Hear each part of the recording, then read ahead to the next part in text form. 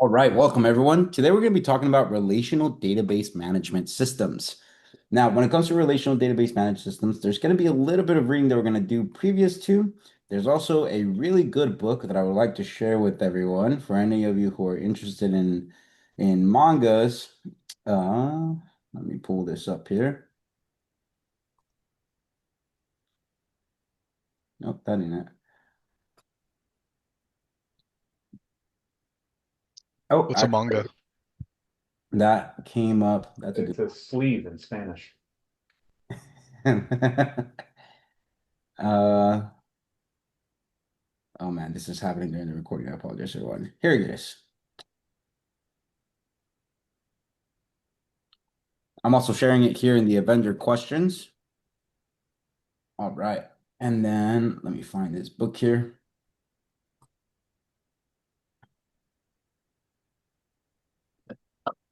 Hmm. All right. So there's the databases, the manga guide to databases. Really good book. Breaks down how databases work, why relational databases are a thing, and how to best utilize them, their entire reasoning for existence, and how you can get the most bang out of your buck for every single database that you generate. It does go over concepts that we won't be covering here in Code Platoon, such as, oh man, I'll remember the concept name and I'll get back to all of you guys. But essentially, it breaks down how you want your databases to be independent as much as possible. Pretty much just like every other concept in code, you want to follow the single responsibility principle, and it talks to you about how to do that within your your process of writing code. Really good book. Strongly recommend it. If any of you are super interested in working in backend development, it is important that you understand databases and how they work. Or any of you who are interested in maybe becoming data analysts, also, extremely important that you understand how databases work and why they work the way they do. All right, with that small introduction, let's go ahead and start diving into our lecture here. So, in the first portion of our lecture, we're going to do a little bit of talking. We'll then dive into creating a form of a database management system utilizing nothing but Python. We'll identify the problems that come with just utilizing Python. And then from there, we'll dive into actually developing a database within PostgreSQL. So let's kick this off. For the introduction, can I get somebody to please read this portion? Welcome to the lecture on why Lecture relational on database management systems, RDBMS. In this session, we'll explore the importance of using databases and dive into the world of RDBMS. We'll discuss why databases are crucial, how data can be stored using CSV files in Python, and ultimately the advantages of employing an RDBMS over traditional file-based data storage methods like CSV and JSON. All right, importance of data management. So this is the why databases. In today's digital age, data has become a critical asset for organizations across the globe. According to an article from Forbes, data is the new oil. They state that data is the lifeblood of any organization, and that those who control the data control the future. Data is no longer limited to tech companies. It plays a pivotal role in various industries from healthcare to e-commerce. A report by Statista reveals that in 2020, the worldwide data volume was predicted to grow 44 zettabytes per day by 2020, highlighting the sheer volume of data generated daily. Managing this valuable resource effectively is crucial for making informed decisions, gaining a competitive edge, and driving innovative innovation in organizations. Third time's a charm. All right, challenges with data. Can I get somebody to read that there? The exponential growth in data volume brings its set of challenges. Without a structured data management system, organizations can struggle to harness the full potential of their data. A report by Tech Republic emphasizes this, stating the explosion in data volume has left businesses struggling with data overload. It further notes that unstructured data can be a problem for any company. The challenges extend beyond data volume. Data quality, security, and compliance are also pressing concerns.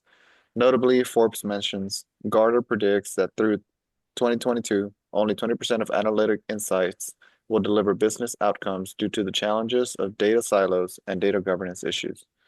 This highlights the need for structured data management systems that can address these challenges effectively. All right, awesome. All right, data consistency. Maintaining data consistency, integrity, and readability is paramount for any business or application. The Harvard Business Review discusses data consistency in the article titled The Importance of Consistency in Data. It points out that inconsistent data can lead to inaccurate analysis and undermine the value of even the most sophisticated business intelligence and analytic efforts. Inaccurate data can result in costly decisions and erode trust in an organization's information. A report from Experian Data Quality states that 83% of businesses believe their revenue is affected by inaccurate and incomplete customer or prospect data. To ensure reliable and consistent data, structured data management systems like databases play a pivotal role in maintaining data quality and integrity. Now, let's go ahead and break that down. And I apologize if somebody has a hot mic, and although I appreciate the humming, probably not good for the recording. All right. Now, let's dive into each one of these. We already talked about the importance of data, and we got to mess around with data a little bit while we were working within our OOP module. So far, we've seen data being stored in CSV files. And when we were making classes, we went through the process of not only creating a class, but creating getters and setters to set a form of constraint, right? And we'll dive into what constraints are during our during our SQL week. I apologize. What a constraint really defines is, hey, this is the input that I'm allowed to place inside of this specific column or row. Now, without having that portion of restriction and making sure that data has a specific left and right lateral limit as far as what values are being placed in, whether we could have capital letters or not, maybe ensuring that string is being placed in a specific format and that data is tied correctly to other data because we need to make sure there's a tie within a data, right? Well, that's how we ensure that data consistency is happening. So far, if we do it in Python, we've seen that it takes a considerable amount of writing code just to be able to ensure that students are being placed in the correct way. So far, we've managed things like, for example, in assessment one, where we're talking about all of the different videos and all the different clients. You might have had to oh, a perfect example of the constraint would be how when we had the different account types for your clients, you have to ensure that only specific accounts were able to get specific videos. So all of that goes into a constraint, and you'll see how easily you could accomplish assessment one utilizing a relational database management system rather than creating the monster of a Python program that we all went through creating during this weekend. So with that said, let's dive into creating with Python a program that will allow us to read this information here, work with this information, such as updating data, maybe creating data, deleting data, and then placing it back into a CSV file. Let's start diving into this. Here, I'm going to go ahead and create a data.csv.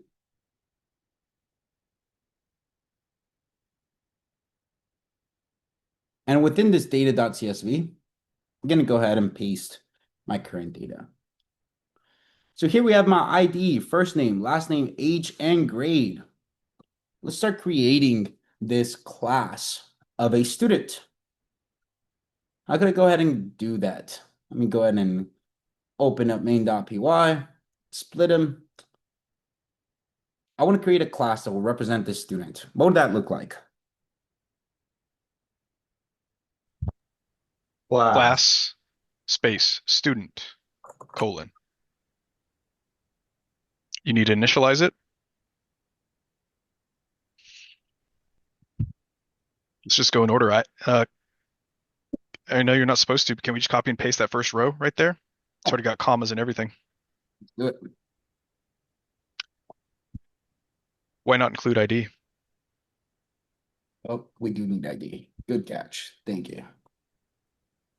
Come on, mouse. There you go.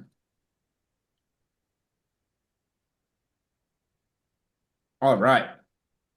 So now we have all of our different characteristics or properties that are going to be passing into this class here. What's next? Let me go ahead and pass this one on to Cody.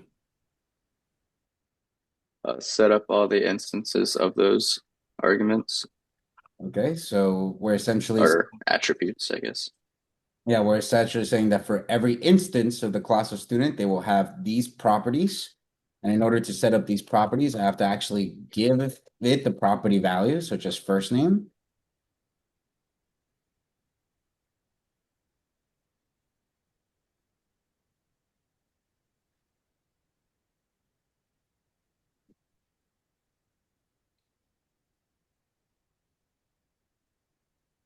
All right. So there you go. Now we're able to have a class of a student. And let's go ahead and give it a quick representation method here.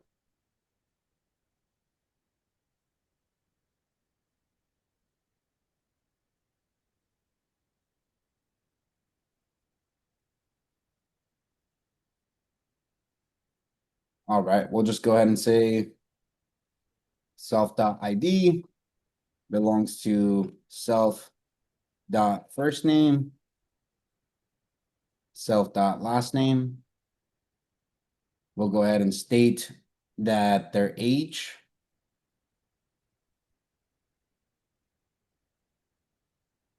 and then state their grade.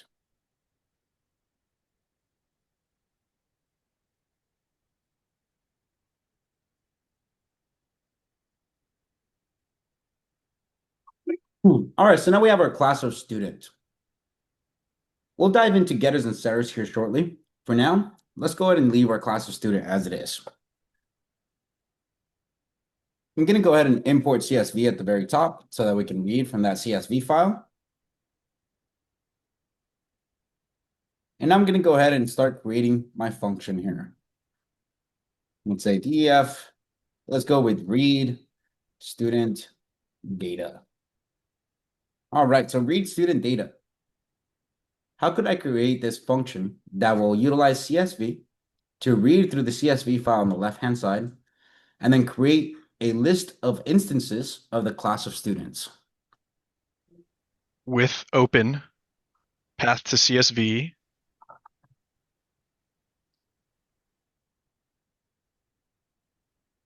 Another argument inside the open, new line equals a blank string.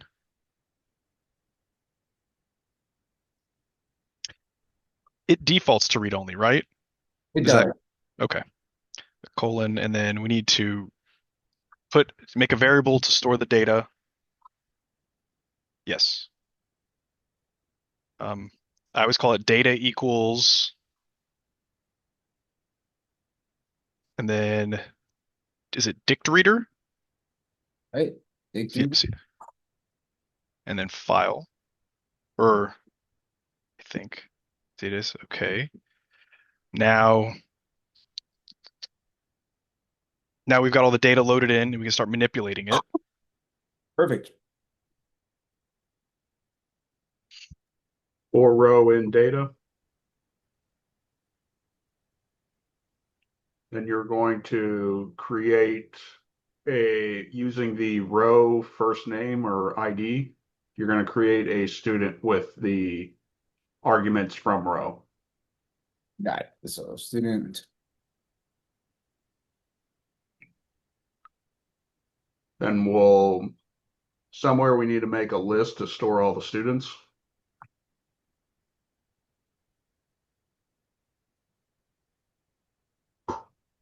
Append the new student to the list of students. And then I believe we're done with that for loop. We can just return the list of students. Perfect. All right, so then we were able to read students, and then we can actually return a list of students. So let's go ahead and print our list here. Let's go ahead and say print read student data and see what we get. All right, so when we print our student data, there we get our representation method. We have our entire list, and it's printing out each one of our students being loaded from our CSV file. Great. Now let's create a function that will allow us to create a new student. How can I do that?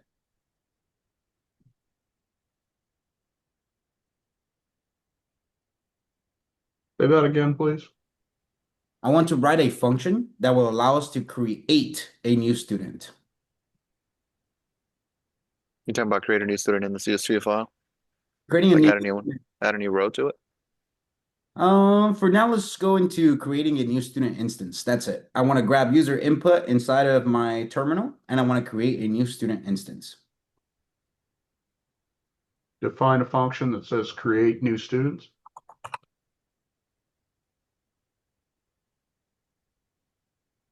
Cool. And we are going to get input. Are we going to auto-generate our ID, or are we going to let the user input ID? We could do either both. We could do both of them. Which one would you like to do? So I would do an auto increment. So it grabs the max from the student IDs and increments it by 1. All right, awesome. If that's the case, then maybe we should turn this into a class method so that we can store it inside of student, and then we could globally access all the students. What do you think? I like that. All right, let's do that. Let's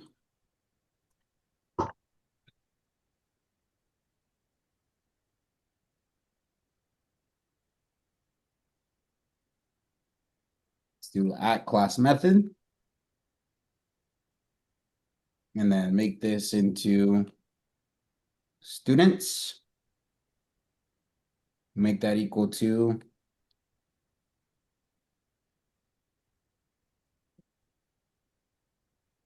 read student data. Let me see.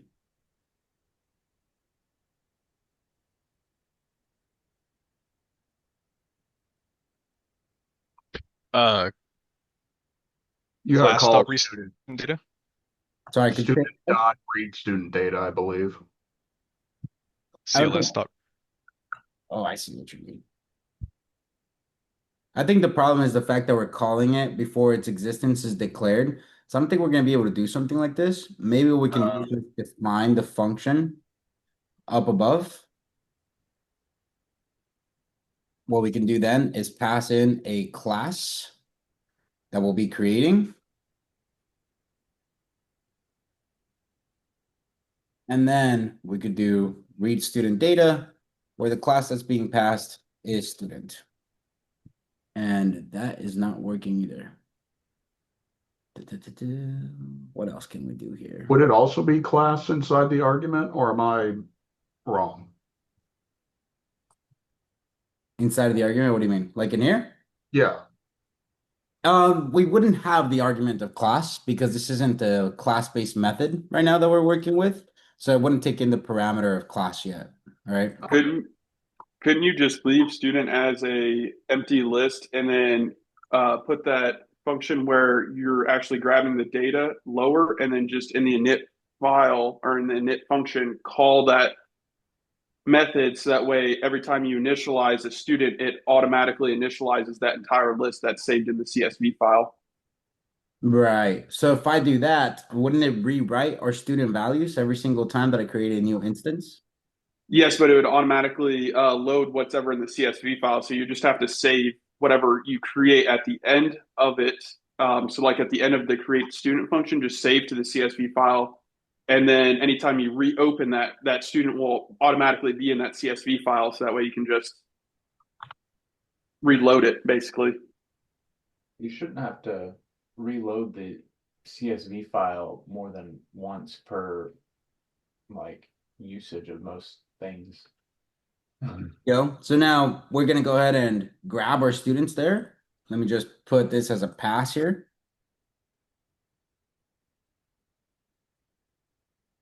Now let's go ahead and take a look at our student.students.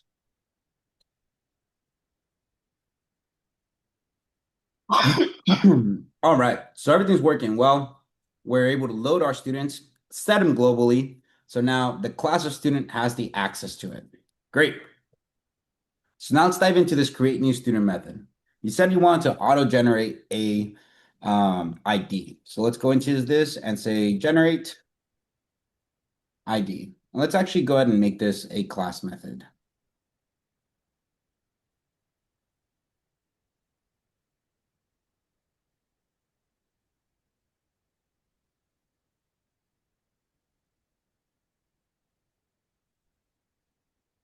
How do we go into generating an ID?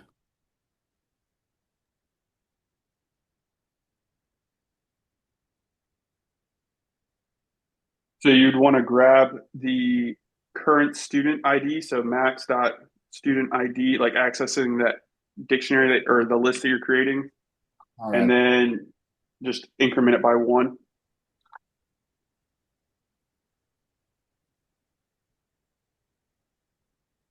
So you're saying to utilize a literal.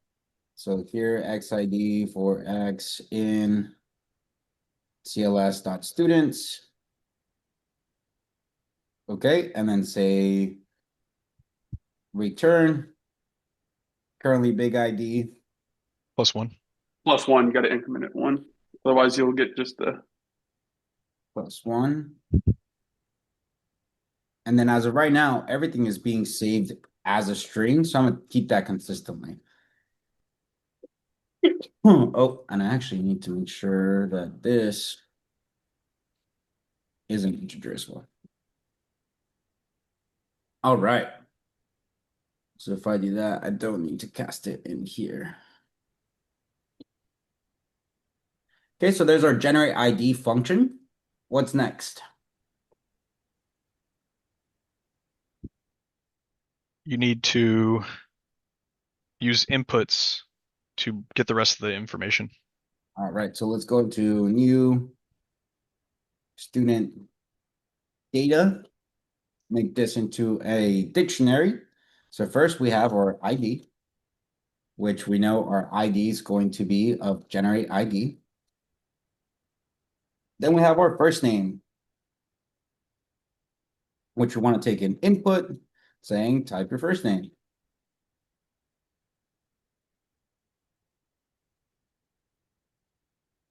Got a comma there.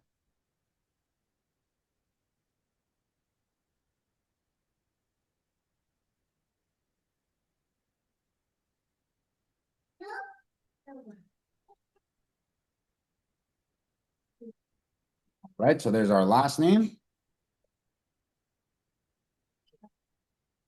Finally, we need an H.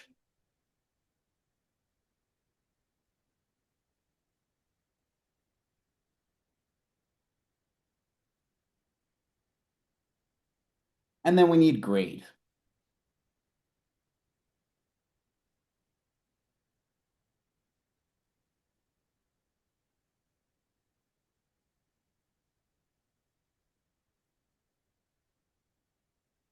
All right, so there's our new student there. So our new student will have an ID automatically generated. We'll capture first name, last name, grade, and age. What's next? Now you need to pass that dictionary to the generate student. All right, so new student instance would be equal to Yeah. Yes, that works. Perfect. And then our new student data. All right, so now we have an instance from that new student data. What do I do with this instance? Append it to Append it. the list. Awesome. And then I could also do that within the initializer here if we wanted to, where every time one is created. But to keep it simple, let's do it in here. Let's do CLS dot students dot append new student instance. If you were to put it in the initialization, would it double up because of the way we set up the CSV loading? It would, yes. Okay. If I put it inside of the initialization, I technically would not need this portion of the function anymore. So now that we have it this way, let's continue making our program and let's call this method here. So first I'm going to print our student.students. We'll see that we have all of them loaded up. And then after that, I'll call our student method for creating a new student and then print student.students.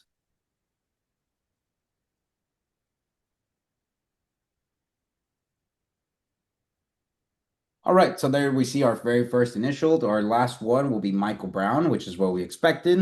If I type in my first name, just gonna type in a bunch of gibberish here. All right, I type in my age. Great. Type in your grade. My grade is also put in a bunch of gibberish. Well, now I was able to create a new student. But notice that all the gibberish that I just wrote here, that might create a problem in there, right? Well, before we go into anything else as far as fixing this issue, let's talk about how we would save our data. Can anyone think of a way that we could maintain our data?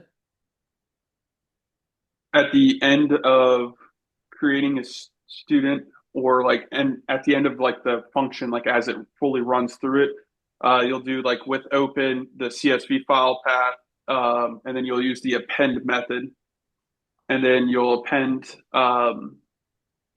whatever the new student is, if you are just going to append just the student to it, or if you're going to rewrite the whole list, you could use the right to overwrite whatever data is there currently.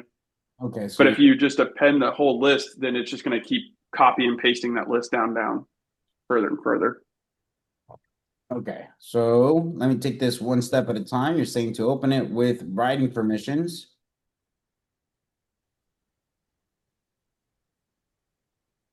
Only open it with writing permissions if you're going to pass the entire student list in there that you've created so far. Okay, so let's go with that portion. We're gonna write our entire student list in there. How would I go about doing that? I think before the colon, you need to name the file that you're opening to a variable. Yeah, let's do as file.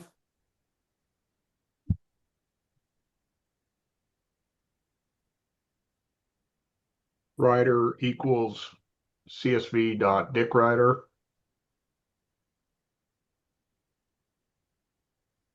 Put that file in there.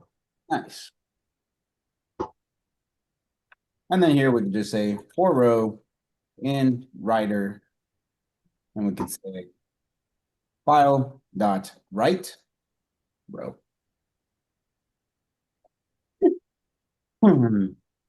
Finally, let's go ahead and print data, or let's just return actually. Data has been saved. Now, a couple of things to bring up here, and actually I'll bring it up afterwards. Let's go ahead and run this method here. Let's do print student dot save data. Let's run this again. I'm going to actually comment out this portion since we know that it exists.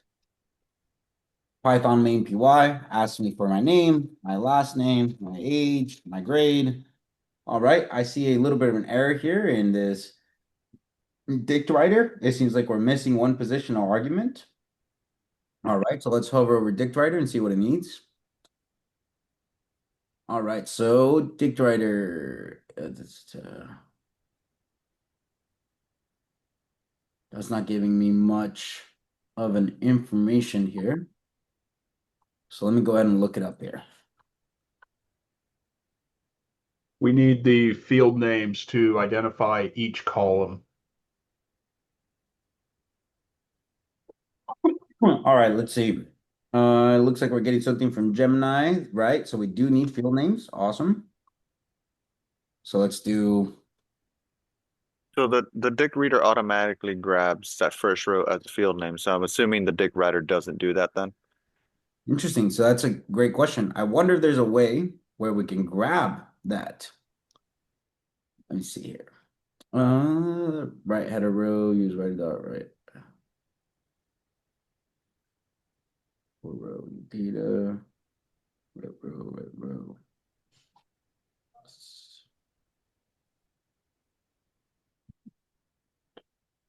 So it doesn't seem like it's able to do that backwards. There might be a way to do it if I look further into how to utilize this dict writer, but I don't want to spend too much time on it. So I'll have to look at it during our break. I apologize. Let's do our headers, and our headers being ID, first name, last name. We have our age, and then we have our grade. And now we can set headers as our second argument, which I believe that is how we utilize it. Just to dict writer, to field names. Oh.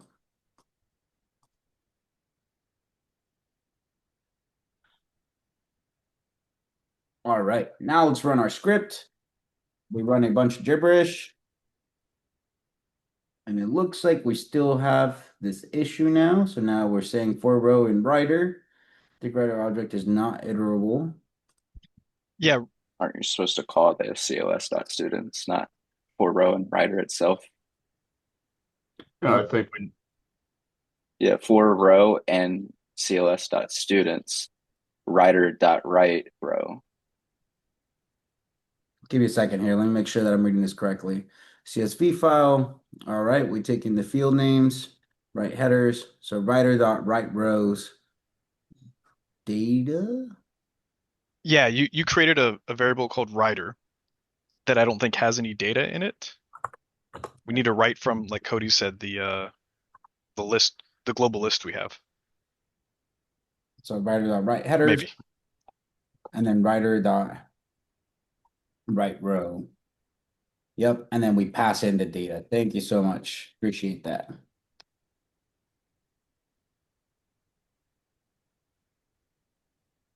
All right, third time's a charm, maybe.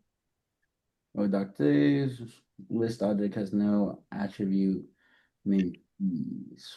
Yeah, it probably wants the Want an CLS.students instead of being a list, it probably wants a key value pair or something like that. No, so it wants the list, but it wants it to be in a dictionary rather than for it to be inside of a class, which is fair, right? So maybe we'll create a little helper function here for turning everything back into a dictionary. All right, so let's call this transform to dict. And here what we can do is we can just simply call all of our lists. So here we can say for,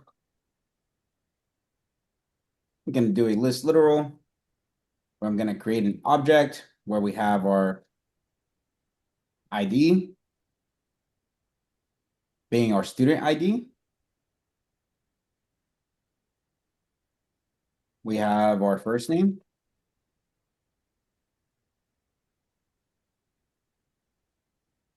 Our last name.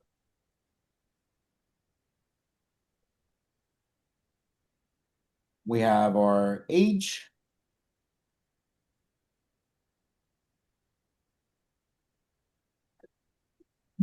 And we have our grade. I apologize, everyone. Stud.grade. And we're going to do this for every stud in CLS dot students. So now we get our list of, let me actually check it out. Now we get a list of dictionaries. So now this kind of helps us here, because now we could say student dictionaries be equal to transform dict. We can grab, oh,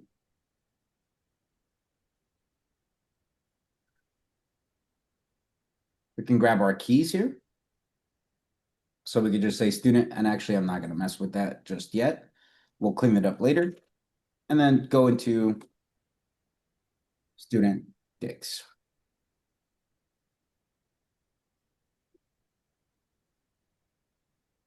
I got some clarification on how the CSV dict writer works. Yeah, let's hear it. Okay, so the field names are mandatory with dict writer.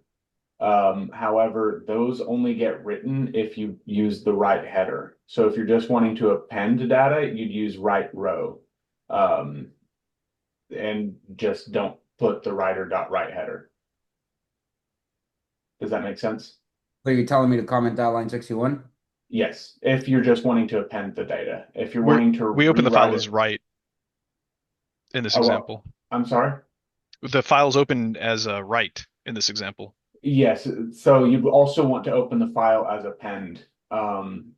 Because with write, I believe you are just rewriting the file. Right. I believe I could be wrong, that's which what we're means, aiming for. We're aiming I'm to sorry, file. you're aiming to rewrite the file? Yes. Okay, then And you the, do need to write the header again.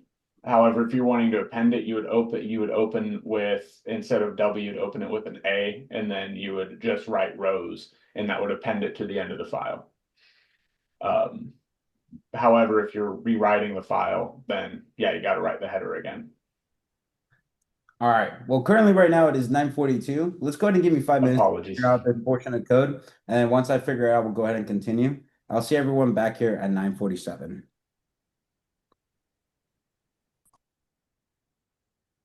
All right, welcome back, everyone. We were able to figure it out, and by we, I mean Cody. Cody was able to point out that I was utilizing right row instead of right rows, and that's why we were getting that error now. Well, now let's go into actually saving our data and seeing how this is going to work. And then I'll ask the question of what issues come with this. All right, let's run our program. And our program will go ahead and type in some gibberish for our new values. And then we see that our data has been saved. Now, a couple of things to bring up. When I go and save this data, we can see that the brand new values are being saved inside of the same exact CSV file. What problems can come from that whenever we're talking about data consistency? So no restrictions on what you put in there. Okay, so we Like have no restrictions as far as what I placed in there. So that's one problem there. Now I could actually have dirty data. What else? what happens if you run it again and you add some commas into your gibberish? Yeah, let's do that. All right, I go in there and I do a little bit of commas at the end of it. Well, now we get data that's in a completely different format as well. And notice that we're in quotation marks as well, so that the CSV file is able to identify that this comma is not a separator, but actually part of the string. All right. Now, we talked about dirty input. What about the longevity of data from one day to another? What could be the issue here? Or maybe from 1 hour to another?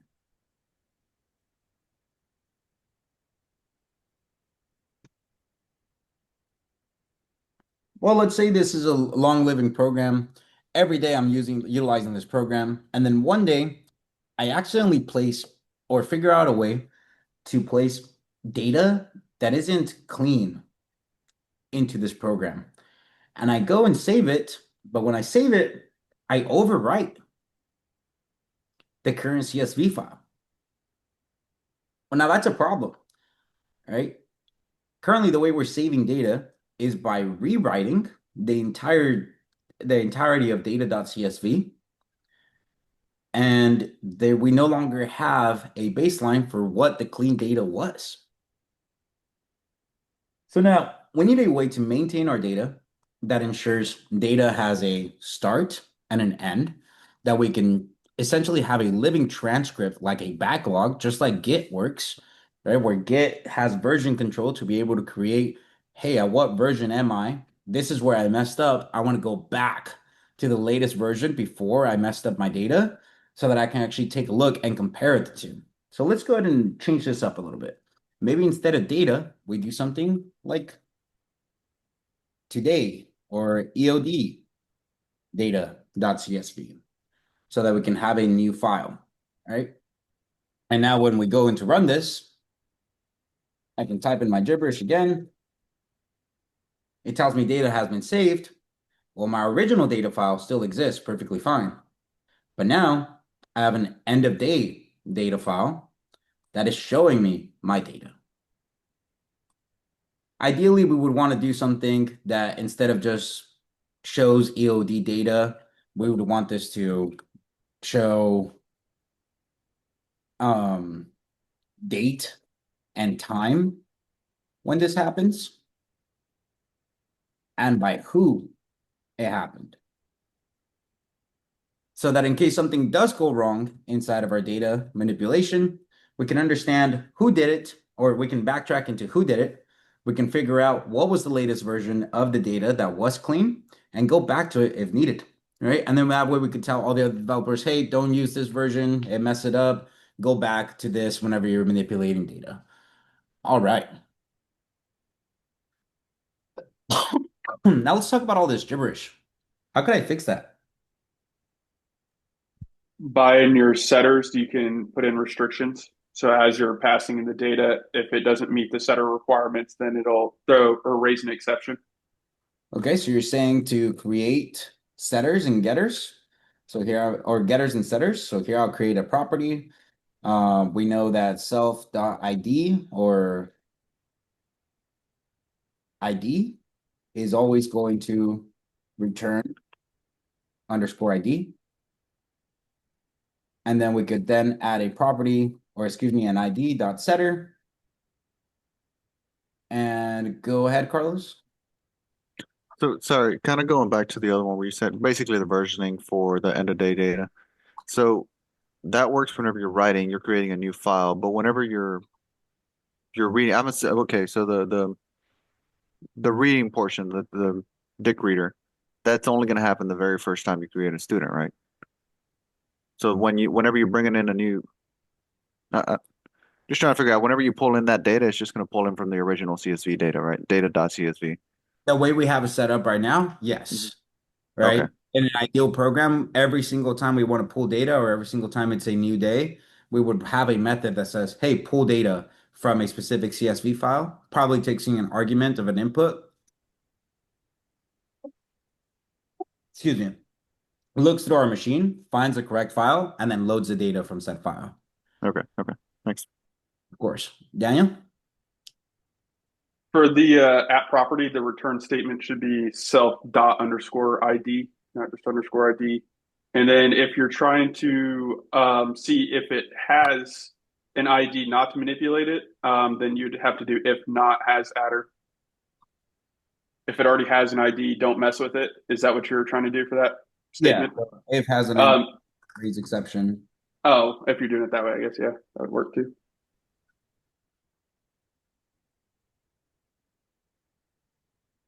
All right. Already has an ID assigned.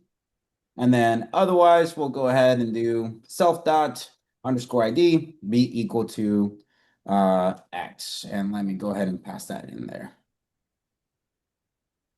All right, so there we go. Our file is coming together. We have getters and setters for ID, and we would create getters and setters for first name. What would be the getter for first name there? Here we would just return self.first name. What about the setter? What would that look like? Is it taking self and a variable? All right. Depends on what you want. Probably you want to make sure that it's a string. Maybe it's in title format, All right, so let's make Not sure. empty. So not empty. if Yeah, not so some minimum number of characters. name. All right, let's do raise exception.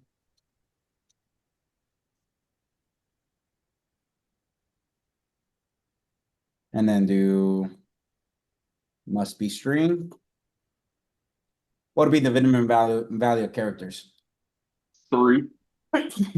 All right. I do have one thing though. If the instance is a string, anytime you do an input, it automatically formats it as a string.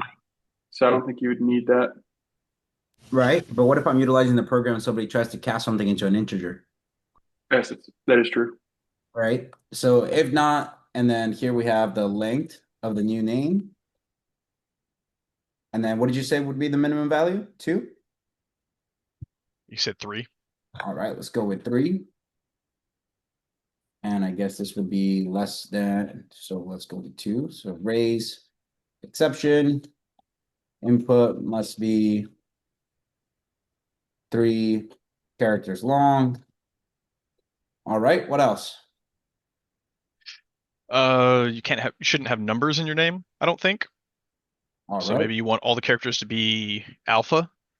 So let's do that. Let's do eval chars in name. That takes it. Elon Musk's kid has numbers in his name. Sorry, one more time. Elon Musk's kid has numbers in his name. Special case. Has numbers in his name? Yeah, I believe so. I did not know that. For And special characters. One of his like 20 kids. oh. All right. Let's go for character in new name if character, or let's do if not character dot alpha. Then we want to return false. Then otherwise return true. Never mind, no numbers in the name. All right. So now we can call eval chars in name, pass in the new name. Okay, perfect.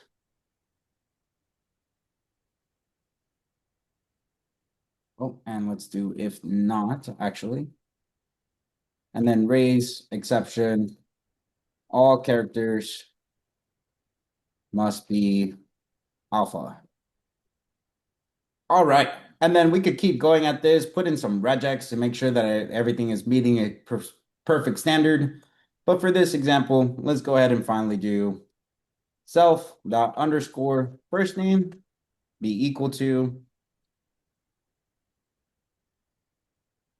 the new name dot title.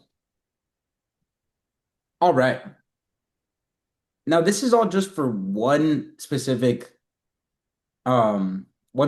property here, a first name. But we can see how that complexity can increase, right? We have our last name, we have age, we may have to build some validators for, and we even have something like grade. We may have to include lists and continue building out our program for an extensive amount of time. Now we're going to go into writing a SQL script during the second portion of our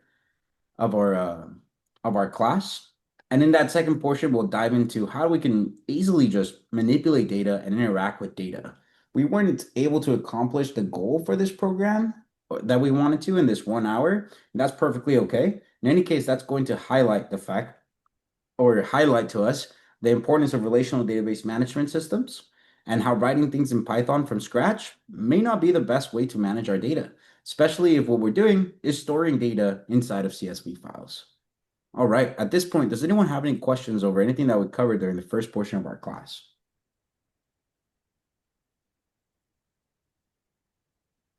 Okay, great. In that case, for the next, let me go ahead and pause our recording here. All right, welcome everyone. Now, during part 2 of our lecture, we're going to dive into SQL and actually creating a SQL database with PostgreSQL. That way we can understand how a simple database works. We're not necessarily going to dive too much into the differences of constraints and fields and everything else that goes into a database, but we will get a light introduction today. Now, something that I like to utilize whenever I'm creating a database, I always like to draw everything out. I'm a very visual person, right? I went from working in the infantry where everything was hands-on to working in machines where pretty much everything is invisible. I don't really get to interact with everything that's going on inside of the machines. So it helps my brain to at least be able to draw it. And sometimes I even just go into a drawing board and I grab specific drawings and move them around so that things can make more sense for me. So when it comes to databases, there's this tool that's super useful for me called DrawSQL, and I'll go ahead and share it with all of you. Now here I'm going to go ahead and create a new database diagram. I'm going to name it Avenger, and it gives me the options to select what kind of SQL database it is that I'm working with. They're all pretty similar to one another with small syntax differences and maybe a little bit of small performance differences. But PostgreSQL is one of the most popular ones, and it's going to be what we're going to be diving into today. Now, PostgreSQL and all of the other SQL databases are also supported by big cloud infrastructures. So, for example, AWS has their own instances that you can create with the different databases, but we'll dive into that during our deployment week as well. So now I'm going to go ahead and create this diagram with PostgreSQL. It's going to take a little bit to load. And here it has the ability to create a new table. Now, this is the first time we ever heard of a table. Well, what is a table? To make things easy for us to digest, I want everybody to think of a table as just your class. When I go to create a new table, I want to write a representation of the class in SQL. So here you can see that we have an ID that's automatically generated. That's because in SQL, everything is already going to have a pre-assigned ID or will get a designated ID when it gets generated. It gives me a couple of different options here, such as this N. What could this N stand for? Whether it's null or not. Yeah, we want to see if something could be nullable or not. So in this case, an ID, it's imminent. We need to make sure that we always have it. So we're not gonna add it being nullable. We'll dive into all of these other fields later on once we get into our SQL week. But let's continue creating this venture here. So here I'm gonna go into my first name. And this, I'm going to make sure that it is created as a char field. Now there is a difference between char field and varchar. We have enough time for me to talk about this. The difference between varchar and char is char, whatever value it is that you place into it. So let's say I place 50 characters. Inside of my database, the string that is saved inside of this first name field will always occupy 50 characters. Now, it may be 25 blank characters and 25 actual usable characters, but it will always have the value of 50 within my database. Varchar, on the other hand, if I utilize the value of 50, it won't always occupy that entire space. Instead, what it does is it gives me a maximum of 50 characters, but if I only utilize 25, then only a string of 25 is saved inside of the database. All right, so that's something that's super useful. All right, let's dive into my last name here, which I'm also going to create as a varchar. Let's stick with 50 for consistency. All right, now we have our last name. Oh, we already went over that. We have our age, which our age, we have a couple of different types of integers here. We have our big integer, small integer, and our integer. Now you'll notice that our ID defaulted to a big integer. Why do we think that is? If Database, you have a quite a bit.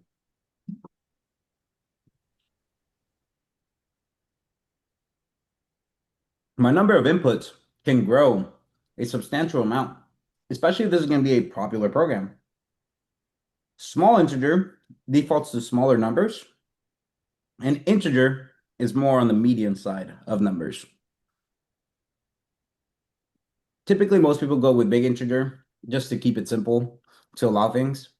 But for us, since we know we're working with a specific parameter inside of age, and more than likely we won't need to accept anything higher than 120, we could just go with integer. All right, and that could save us some performance in the background in regards to this database. Finally, we can create a grade. And for a grade, would I want this to be varchar or char? Char. It's always going to be just one letter, right? Exactly, because it's always going to be one specific character. All right. None of these fields will be nullable because we know we always want to enter with a specific value for all of them. And you'll see that this has a key next to it. This says that this is a key ID, right? Or a key index that we'll be referencing to in order to be able to grab information from this database. All right, so there's my visualization of this tool. Well, how do I write this in SQL? Let's take a step back and start talking about SQL itself. Now, when it comes to SQL, I want to take a look at this application or this drawing that we did earlier when we were diving into the full stack week. We talked about our different ports that are living inside of the machine, and we referenced our live server, which was currently hosting our HTML application on port 59141, right? But we know that Postgres is also living inside of my machine, And it's always living in port 5432. Well, I can run brew services to make sure that that service is running. You'll see this come up here shortly once it's done running all of this. All right. So it tells me, hey, PostgreSQL is actually running. I do have a different background service, such as Redis, which is a different type of database. We'll talk about that later on. All right. So here in PostgreSQL, I know where I'm currently located, and my server has started. Great. I know that it exists. But how do I enter?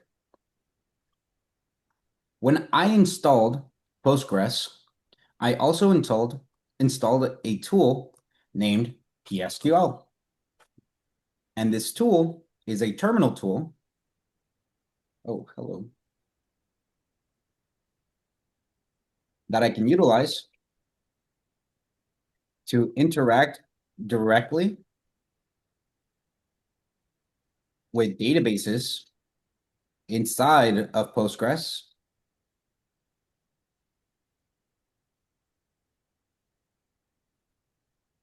without entering Postgres, or I can utilize it to enter PostgreSQL. We'll take a look at the differences in commands. All right. So for most of you, after install fest, this should work properly. You should be able to just run PSQL in your terminal, and that should enter the SQL. In my case, it didn't. So let me just simply fix that real quick.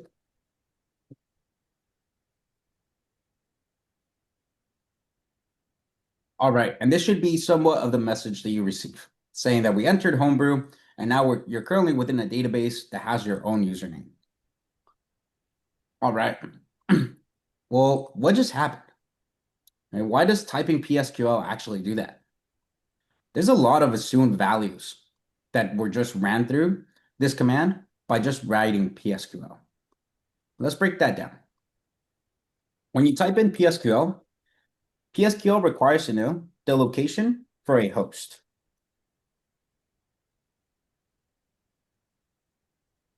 It also requires to know a location for a port. Once it has the host and the port, it needs to know the database that it is you're trying to enter. And then finally, if there's a user that you're trying to enter as, which in this case, I'll just put in my user. Those are all the assumed values that happen in SQL. I can pass this again. I can go ahead and exit SQL or PostgreSQL because I'm currently within Postgres. And I can do that by running a Postgres command such as \q. That's going to exit Postgres. So let's try this with the actual values. I'm going to say PSQL-H. I'm going to pass in localhost because inside of my own machine on port 5432, there is a database named Francisco Avila that I would like to enter. Now, what I'd like to enter as the user, Francisco Avila. And you'll see that I get the same exact message. All of these, localhost 5432, and the user are default values that are passed in the moment I type in PSQL. Does anyone have any questions about PSQL itself?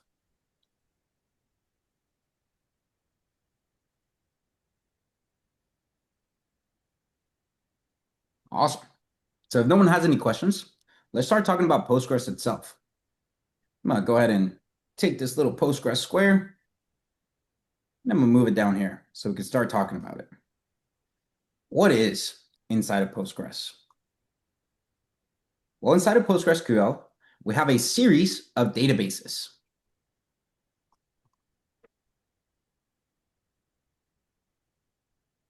And databases may have a series of data tables.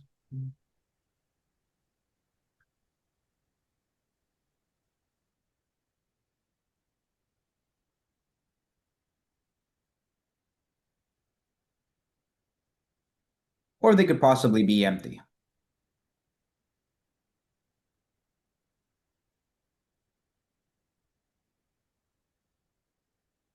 Oh, actually, see that.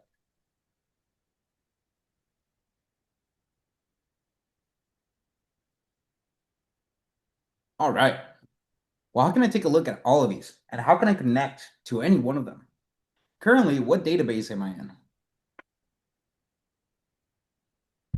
Francisco Avila, Nice. And how do you know that?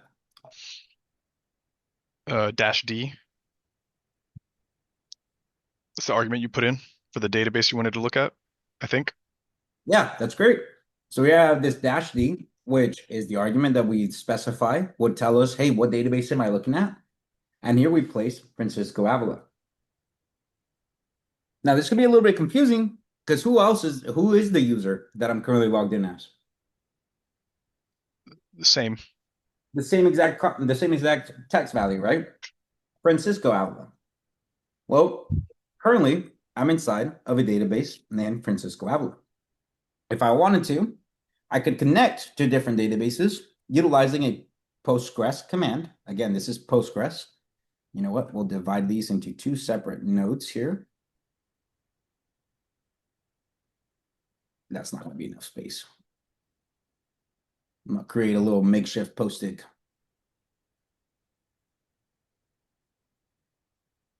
All right. So these are going to be Postgres commands. So here, /q will exit PostgreSQL. /c will connect to different databases. All right, and let me go ahead and make a copy here.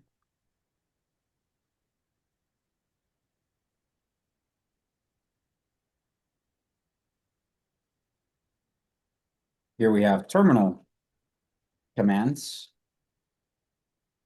SQL,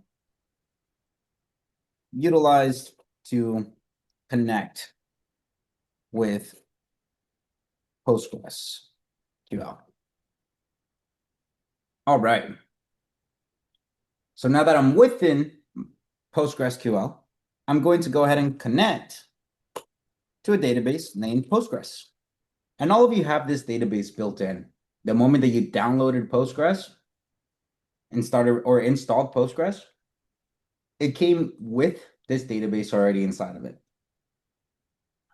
All right. So currently I know of the existence of Francisco Avila. And I also know of the existence of Postgres. Well, there's got to be a way for me to check all of these different databases, right? I can't just always be expected to know the exact values of all my databases that are in there, because I could have a ton. Well, /D will display all the different databases. So if I utilize /D now, oh,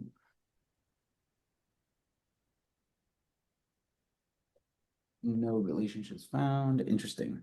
Excuse me, it's /L. Got those mixed up.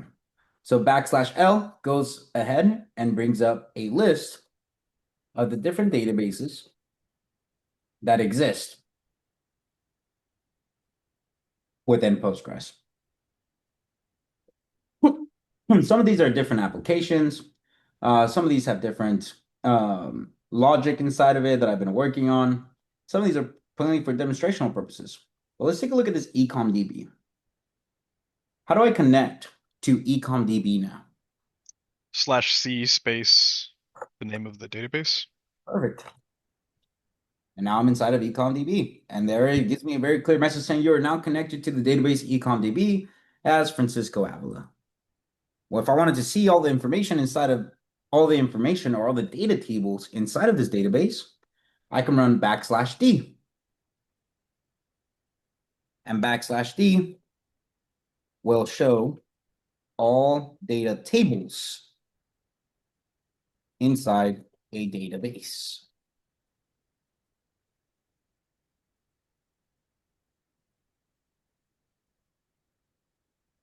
And there you can see that this is a Django application with a ton of data tables already placed inside of it.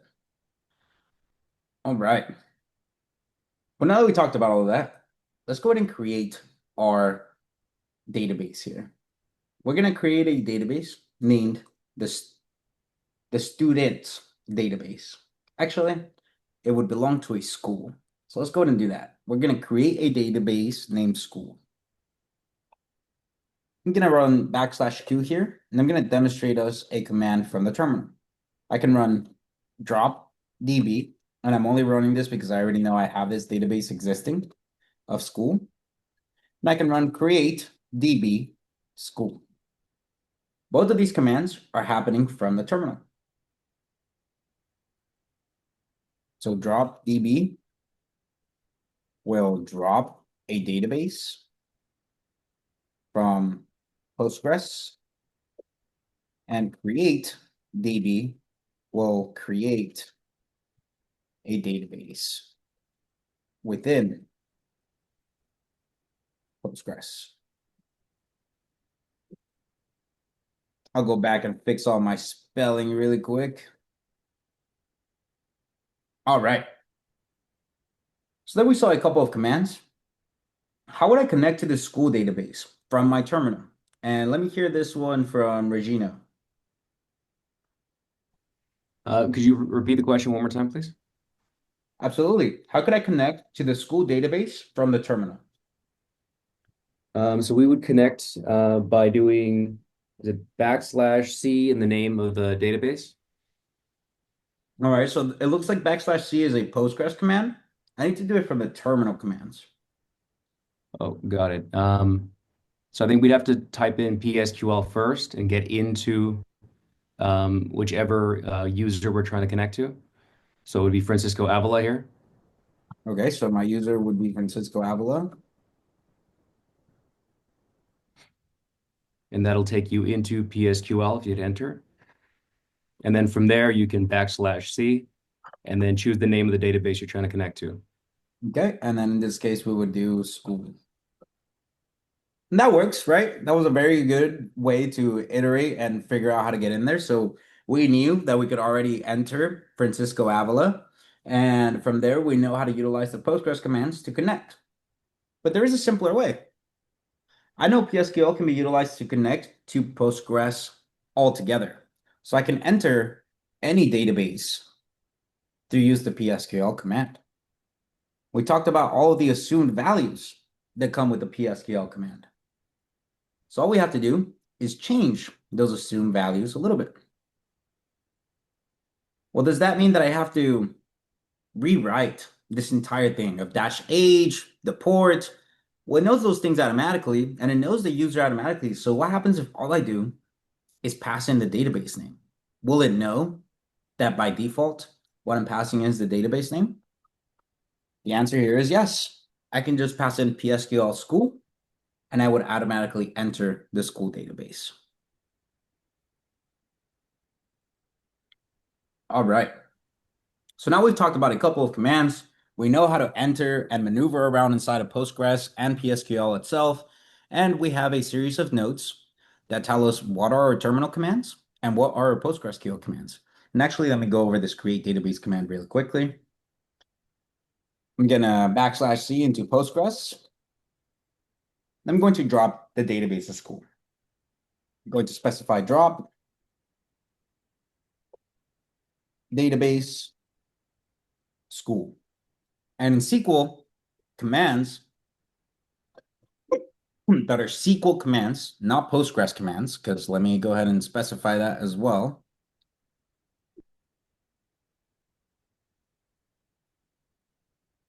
These are SQL commands, not Postgres.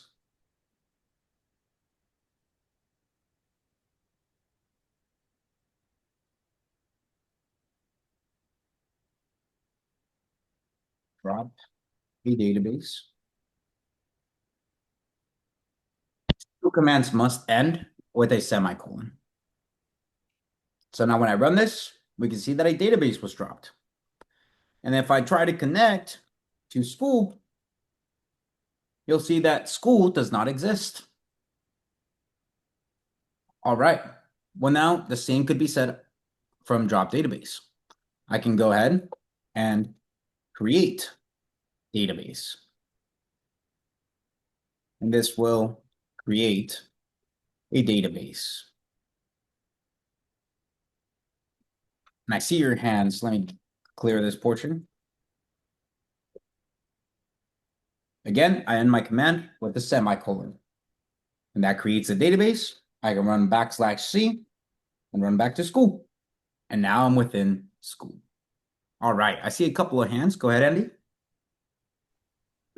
When you did the drop database and create database, you were doing it out of Postgres, so I'm confused as in why you're saying it's an SQL command. I am doing it out of Postgres, so you're confused why I'm saying that it's an SQL command? Yes. Got it. So currently the relational database management system that we're utilizing is PostgreSQL, right? Gotta make these back to transparent really quick.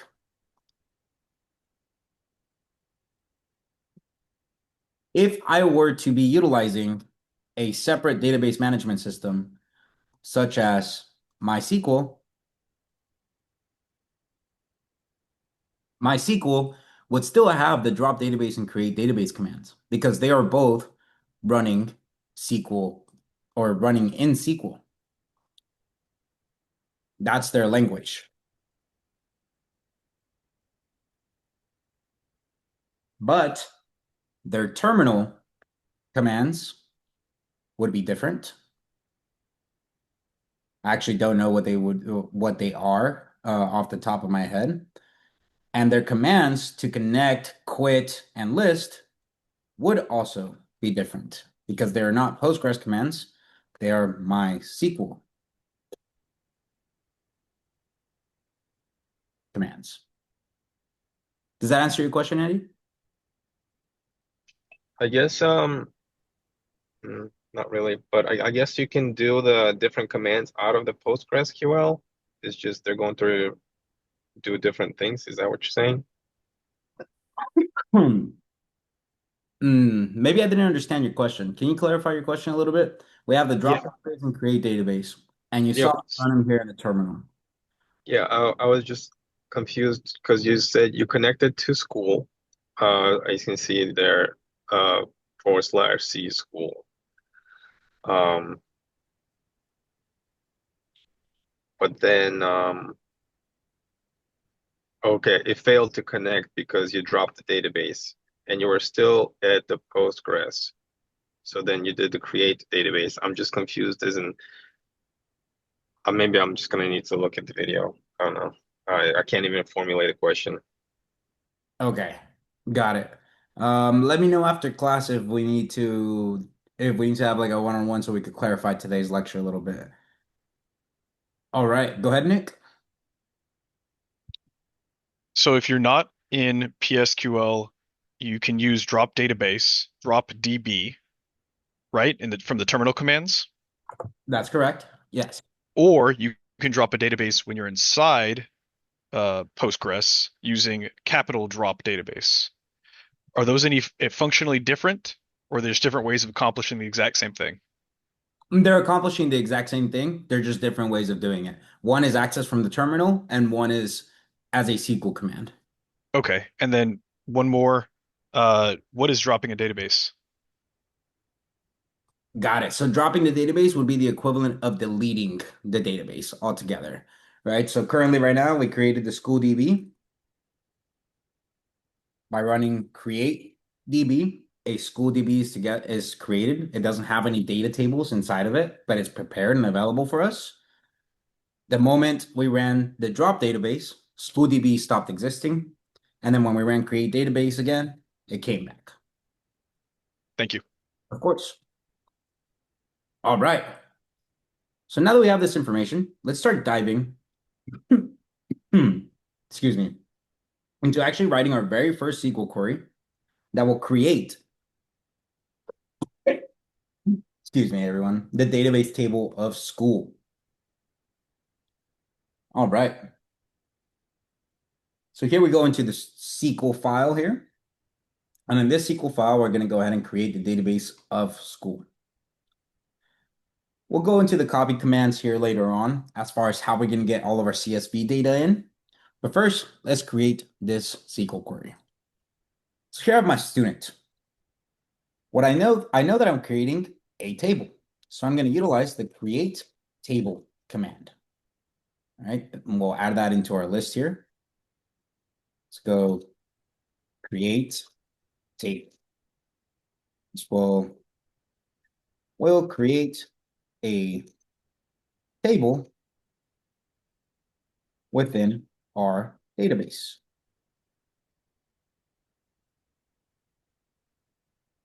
All right.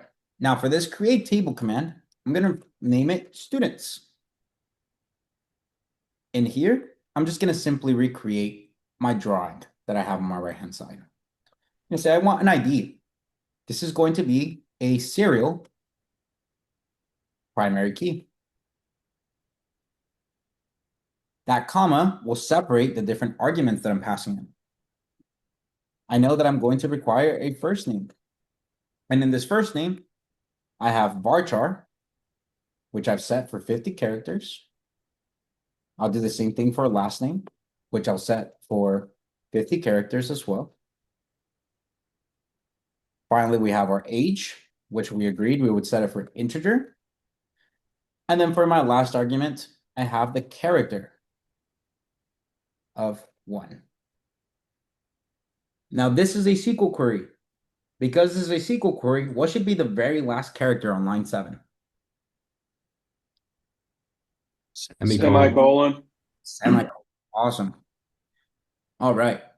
Another thing to point out here when it comes to the syntax inside of SQL, these capital letters, they are not a requirement. I could write my entire SQL query in all lowercase letters. But if you talk to an actual database engineer or anybody who works within SQL and you write any query in without utilizing this context, kind of like how Python utilizes snake casing and JavaScript utilizes camel casing. Well, the convention here is that keywords inside of SQL keywords inside of SQL will always be interpreted or written in capital letters. You may give somebody an aneurysm if you give them a SQL file that does not have the keywords in capital letters. You'll also be able to notice that all the keywords are highlighted in blue, with functionality highlighted in yellow. The last argument that went into creating a table was passed in with only one character and missing a comma at the very end. Kind of how in JSON files, if any of you are experienced with JSON files, the very last argument or the last key value pair should not have a comma when closing that JSON object. Well, same thing here. The last value pair should not have a comma. And this will be able to create a table. Well, now comes the question. I've created a SQL file. But how do I execute the SQL file inside of my actual table? Well, there's a couple of ways here. The easiest way to do it is going to be to enter the database that you would like to use. So I'm going to go into school. And here, I'm going to run \i. And this \i stands for insert. And so,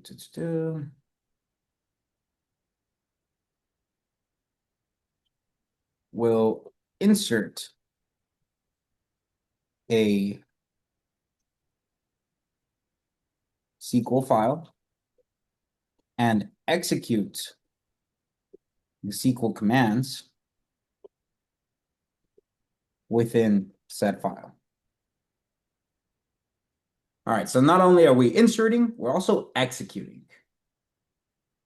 So let's take a look at this. I'm going to run \I, and I'm going to specify that what I want to utilize is the student's SQL. And there I get a message of create table.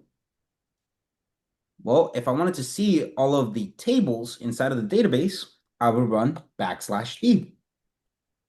And there we can see that a student's table was created and a student's ID sequence was also created. All right. Any questions about how this was inserted into SQL and we were able to generate some tables?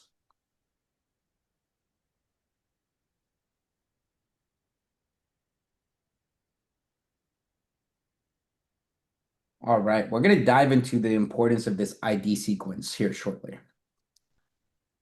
The next thing I want to cover is what is a SQL file? We created a SQL file that has a SQL query and then inserted it. But if this is the only way to execute code, it doesn't make sense that I would need access to Postgres altogether, since I know that I could see the output utilizing pSQL commands.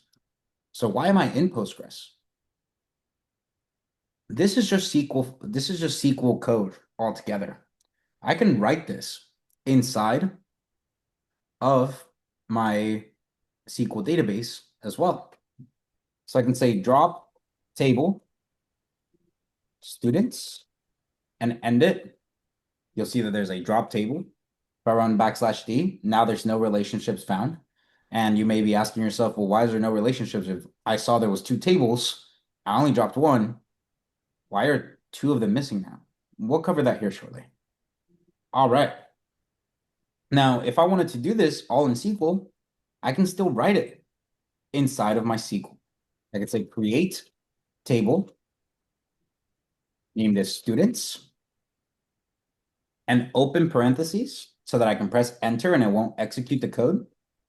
You can see that's a continuation there. That's why we see the parentheses hash, right? Saying, hey, I'm continuing from the last line.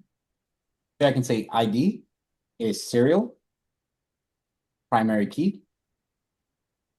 That comma signifies that I'm going into the next line. First name is a varchar 50. Last name is a varchar 50. Our age is of integer. And the grade is of char 1. Well, there's nothing else there. I'm not going to put a comma. I'm simply going to close the parentheses and end my command with a semicolon. And that's how it knows the command is over and to execute it. Now, when I press enter, you can see that a table has been created.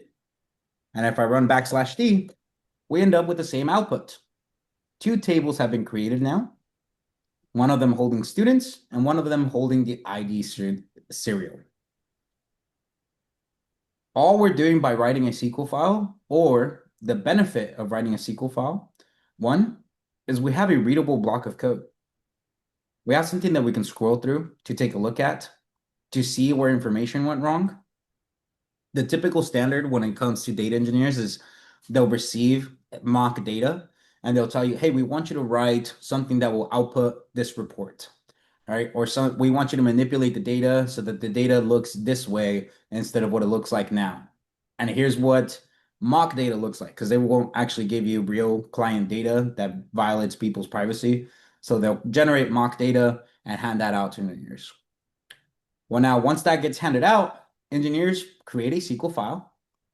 And within the SQL file, they write their different SQL queries to be able to generate a report or to be able to manipulate data as desired. Once that SQL file is working in their machine locally, they will make a request to push it into the master database where actual client data lives. From there, it'll get approved by a bunch of people saying like, hey, it looks good. It worked with my mock data and it worked with my mock data as well. I think this is good to go. And then it finally gets inserted into a database that lives on the cloud. and it manipulates all of the client data to generate reports, which may be good for marketing, may be good for people in the board, or manipulate data so that we can create a new feature inside of the full stack application. So that's the benefit and the entire purpose of writing a SQL file, and why we're going to be writing our SQL code in SQL files rather than just doing it within PostgreSQL. All right, go ahead, Andy. Maybe you mentioned it already. I was just wondering when you do the show all the data tables inside a database. You said I can understand the first row is like that initiation with the students. What's the second row? Yeah, that's a great question. So here we have students, and that's where we're going to actually be inputting all the information of our students. I'm going to show us a SQL query just to utilize while we are here in class, but we'll dive into SQL queries later on.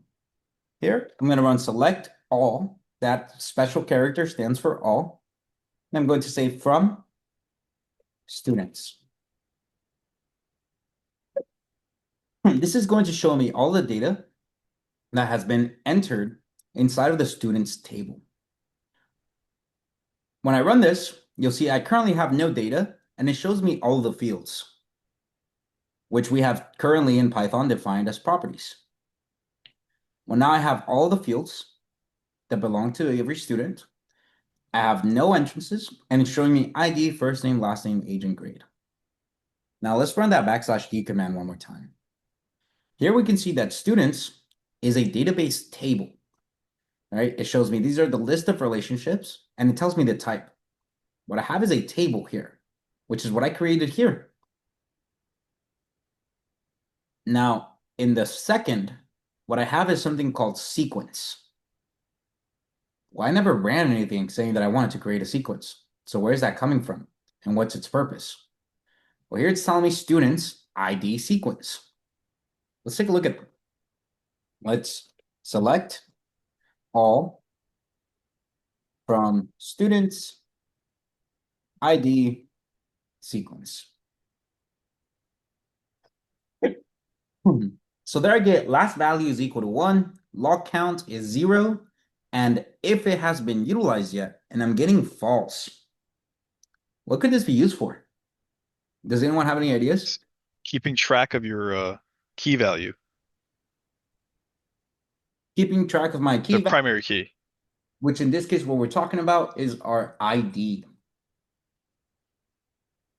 When we created this in Python earlier, Keegan walked me through the process of being able to generate an ID and how to auto-generate it, where we calculate the max, generate that, and then add 1 and return that as a string. Every time we create a new student, an ID is automatically created for them. Well, that's essentially what's going on here. PostgreSQL is keeping track of the last value of ID that was called for that specific students table. And every time I enter a new cell, I'll update it to show that the next value will be 2. Does that answer your question there, Andy? Yeah, that makes sense. Awesome. All right. So now that we've talked about that, let's talk about inserting data.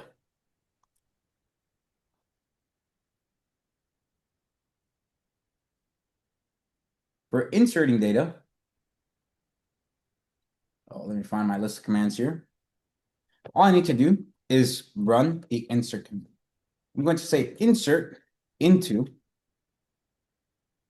the table students. And what I want to insert in there is the values of first name, last name, age, and grade.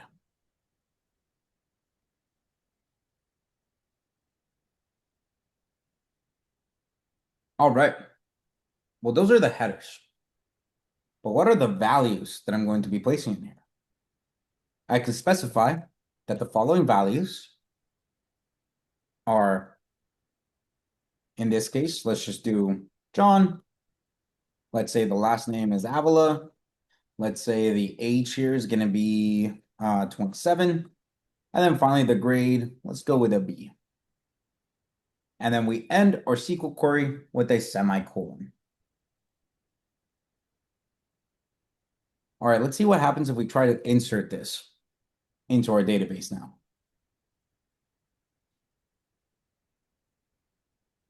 So I get a couple of errors.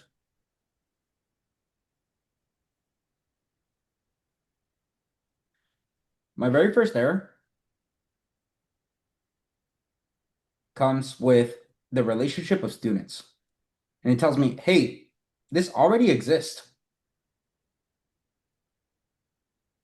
Okay, so if this already exists, how do I fix it, right? Well, what's happening here is it's saying currently there's already a table named students. So I can pass in an argument saying drop table students. And I can say, I only want you to drop it if it exists. So drop table if exists students. Now let's run our query. All right, so a drop table was executed. We then created the table. And now my insert is running into an error. And it's telling me, hey, this is happening near line 2. And it points at a character here. And it's pointing at my double quotes. What do we think the error here is? Or where this error may be telling me? You're not allowed to use double quotes. Awesome.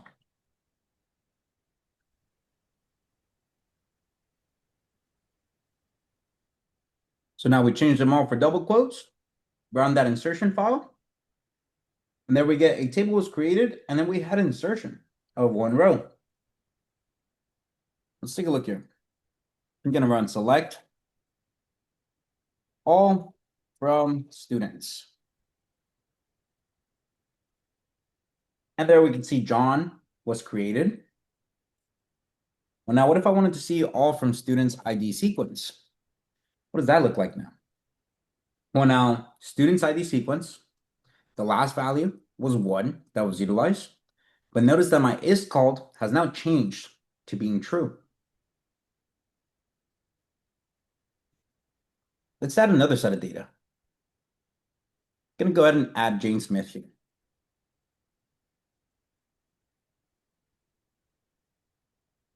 So I'm going to indent these values and say, hey, I also want to add someone named Jane Smith, who's of age 30 and has an A. Well, I'm separating these values through a comma and ending my query with a semicolon. Now let's run this insert statement one more time. Again, we drop the table, we create the table, and now we go into inserting information. If I select all from students, we'll see we have Jane and John. But notice how John now automatically has the ID of 2. When we take a look at that ID sequence, the last value that was called was 2 and is called is true. So that's how IDs are automatically generated within SQL. All right, Carlos. So right now you're only kind of going back a step maybe.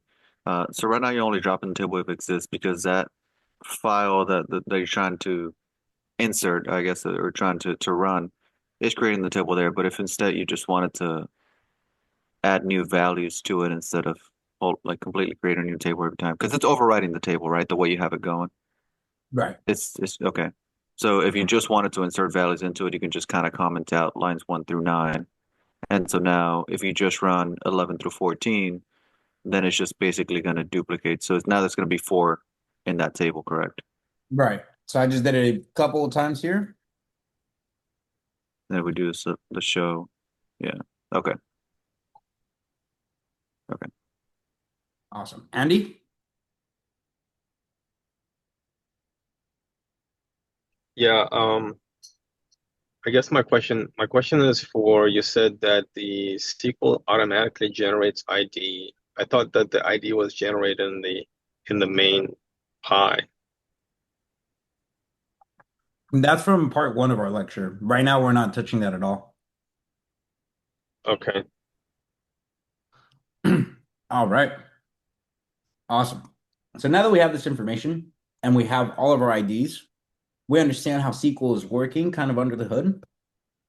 Let's start talking about how we work with CSV data. Because that's the next portion, right? That's the entire point. I want to work with this data. I don't want to have to insert or write a command for every single one of those CSV values. Well, we do that with the copy command. The copy command is, again, a SQL.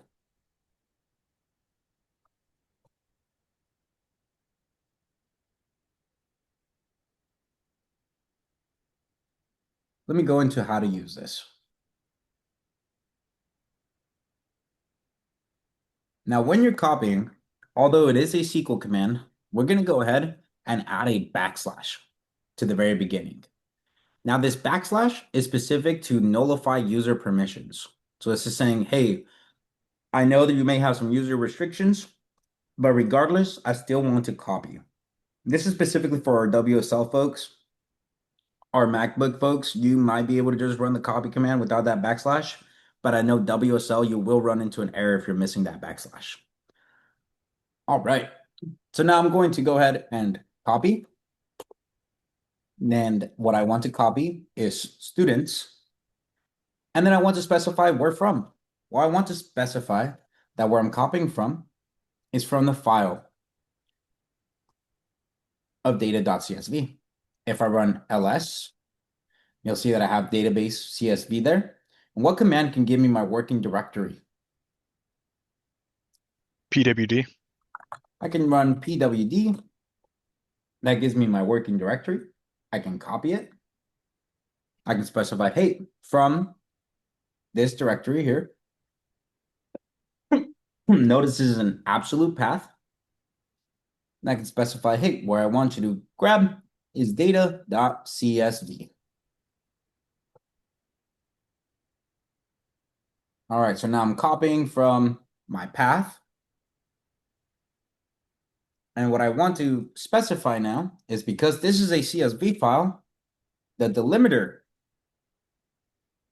that you will find is a comma. That's letting you know that these are separate values. And CSV headers are included.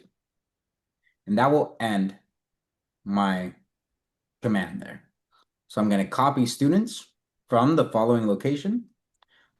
All the values are separated by a comma. We can see that the values are separated by a comma. And CSV headers will be included. All right, well, let's insert now. I can run \I. Oh, I'm in the wrong terminal. I apologize. \I to students.sql. Looks like we have a little bit of an error here. Syntax are on or near from.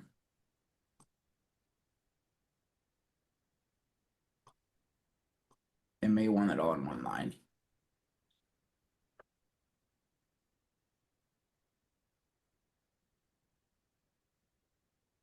And let me go ahead and make sure that I bring back that drop table if it exists. Okay, it is back. Let me open this up.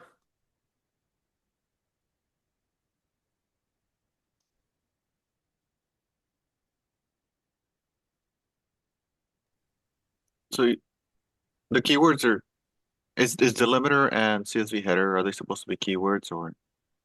Okay, this worked. So delimiter and CSV header are keywords. This coloring that I have is happening from an extension. So probably the extension that I have either needs to be updated or just doesn't recognize it as keywords. All right. So now I've been able to copy all of those entries. And inside of SQL, I can run select all from students.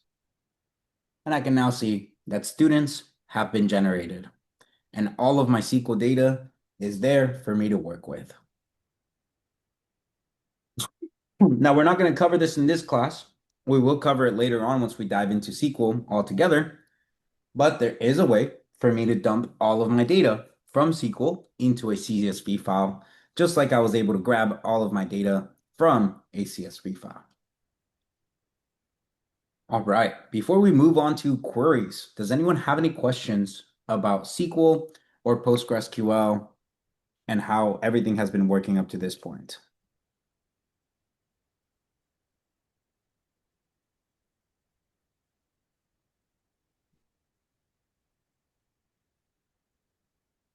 Again, this is just an introduction, so this is only for us to get used to syntax, seeing it for the very first time.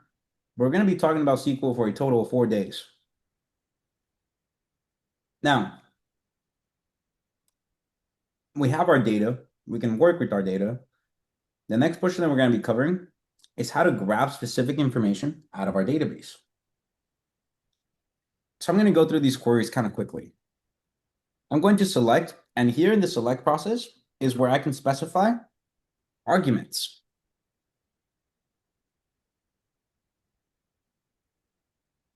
What fields I would like to collect. So I can say, hey, I want to select first and last name from students. And when I run this, we can see that I get a table showing me the first and last names from students. There's also the as argument. As can give an alias to a field. So for example, let's say instead of last name, we wanted to see as, and then see it as surname. And we run that SQL. Well, now we can see we have first name the same way that it's labeled inside of the database. But instead of getting last name being outputted, we're seeing surname. So that's our as argument. Does anyone have any questions about how to select specific fields or the as argument?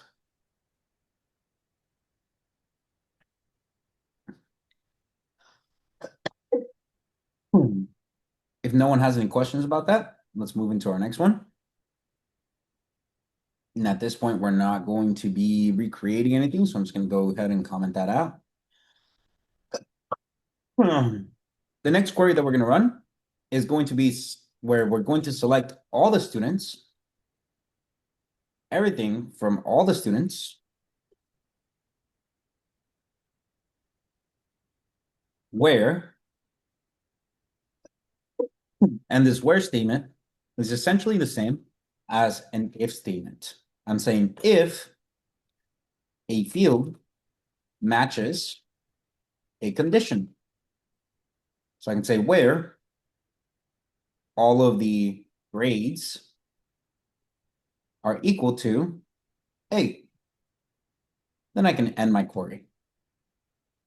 And there I can see that John Doe and Emily Williams are the only ones that return because they're the only students who will have a grade of A.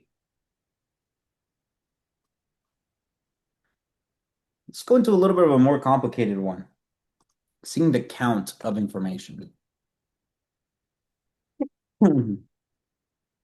So functions also exist within SQL, such as count and max. These are mathematical functions. Well, we can grab them as such. We can say select all.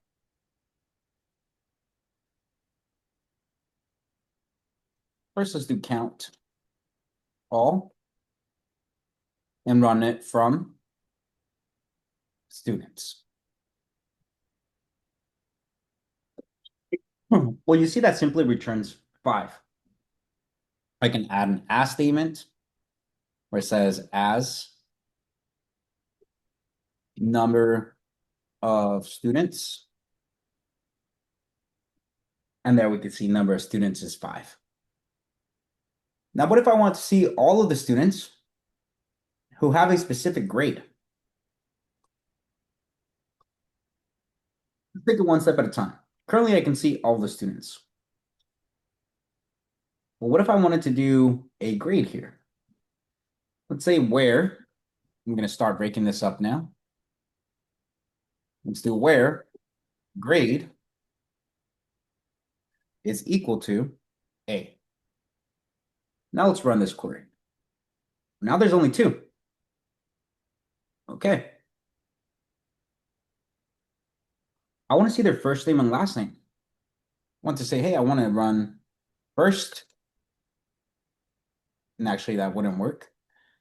Let's see all the students that have specific grades. All right.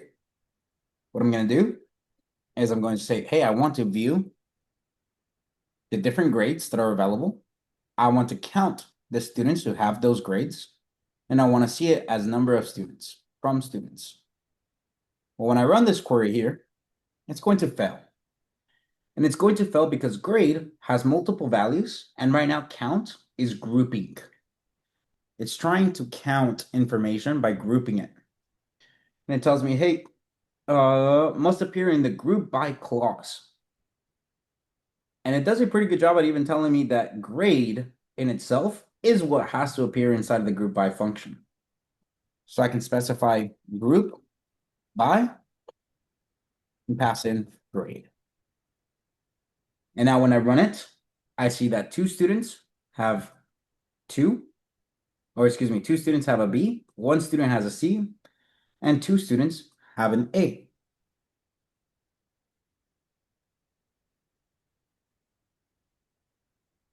Let's say I wanted to order this. I can even say I want to order by grade. And now when I run it, I can see A, B, and C. I can order it by the number of students. And there you can see it goes 1, 2, and 2. So it takes in both of those arguments and it gives me a way to organize it. And if I wanted to see this in reverse, let's say I wanted to see it in descending order, well, all I need to do is pass in DESC. And it will give me the query in descending order. All right, so there's a couple of different SQL commands there going on all at once. Does anyone have any questions about SQL queries so far?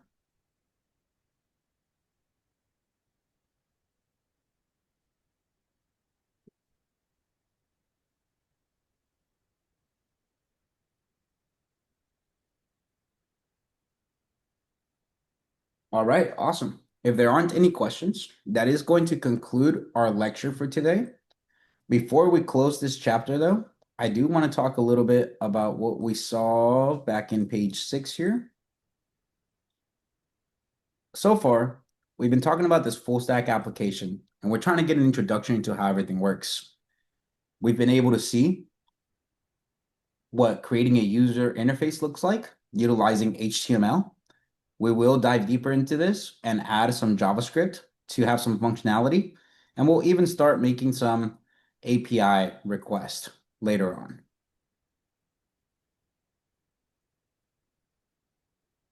As of now, we also start talking about databases today. We understand how data is being stored now and how everything is living inside of PostgreSQL. Tomorrow, we're going to dive into our server where we'll utilize Flask to write a simple server in Python and connect our Flask server to our database to start getting an API ready, up and running, so that we can connect it to our full stack application that is being written in HTML, JavaScript, and CSS. All right. A little bit of an introductory week. Hopefully this wasn't too much. Does anyone have any questions about anything that was covered today?